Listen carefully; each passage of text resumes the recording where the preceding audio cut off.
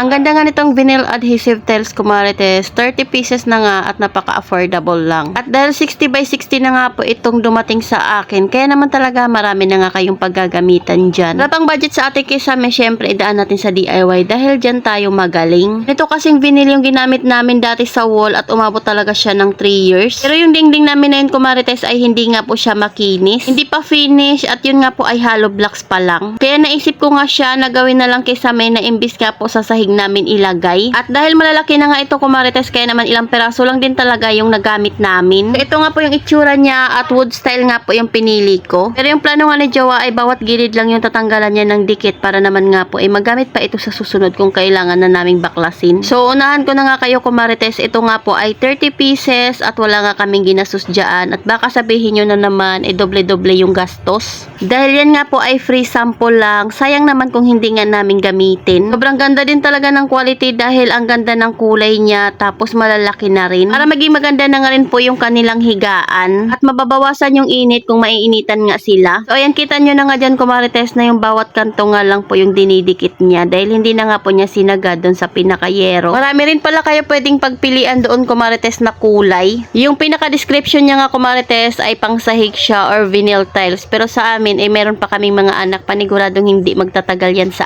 amin. Kaya dito ko na lang talaga siya pinadikit, tapos pwede rin talaga iyan sa wall. Lalo na nga sa mga kahoy, tapos yung mga hindi pa finish na mga dingding. Para mabawasan nga yung alikabok sa loob ng bahay. Pwede din siya sa mga pader, lalo na kung mga sira or di kaya butas at hindi na maganda tingnan. Dahil madikit talaga yan Marites, kita nyo nga na yung dinidikit nga lang dyan ni Jowa ay yung bawat dulo lang. Nakakaaliwalas din talaga ito tingnan sa bahay Marites. Pero habang ginagawa nga yan ni Jowa Marites, ako nga ay nakatulog kaya hindi ko na talaga na videohan lahat. So ito nga po yung before, ayan yung pinaka-itsura niya bago matakpan ng pinaka-vinyl. Ayan, at nilagyan pa pala ni Jowa dyan ng gold accent na paline. Nga po yung dugtungan ng vinyl ay hindi na nga makita. Pati pala ilaw ay pinalitan na rin ni Jowa at yan nga po ay LED light na mas matipid na nga po iyan tapos maliwanag pa. Sobrang affordable lang din yan Marites, kaya kung gusto nyo nga rin yan ay maglalagay din ako ng mga link sa ating comment section. O diba, at ang layo na nga po ng itsura niya kanina na purong yero nga po yung makikita mo dyan. Malaking bagay din talaga ang nagagawa ng pag-DIY. So hindi man siya pang matagalan, at least nga po ay maging maganda naman tingnan sa ating mga mata. Maaliwalas na nga yung higaan ng mga bata, tapos mapresko pa dito dahil talaga namang pumapasok nga yung hangin. So inayos ko na nga rin pala yung mga laruan ni Tyler na nakakalat sa lapag kanina. So may nilagay nga akong storage box dyan Marites, pero hindi naman nga po yan nakakaabala sa kanila kasi dyan din naglalaro si Tyler. Buti na lang talaga at masipag nga si Jowa sumunod sa aking mga inuutos. Dahil kung ako lang ay hindi ko naman kaya iyan. Kaya nakakabilib din talaga sa mga nanay na magaling talaga mag-DIY sa bahay. O diba, at mas maliwanag na nga dito Marites dahil din yan sa ilaw. Isa din talaga sa kaligayahan ng mga nanay pag maayos at maliwalas nga yung tutulungan ng mga anak natin. Kaya may recommend ko talaga yung vinyl tiles kasi ang ganda talaga ng quality niya Marites at makapal na nga rin iyan. Maganda rin siya gamitin pang double wall, lalo na nga kung hindi nga maganda yung ating dingding. Kaya check out na.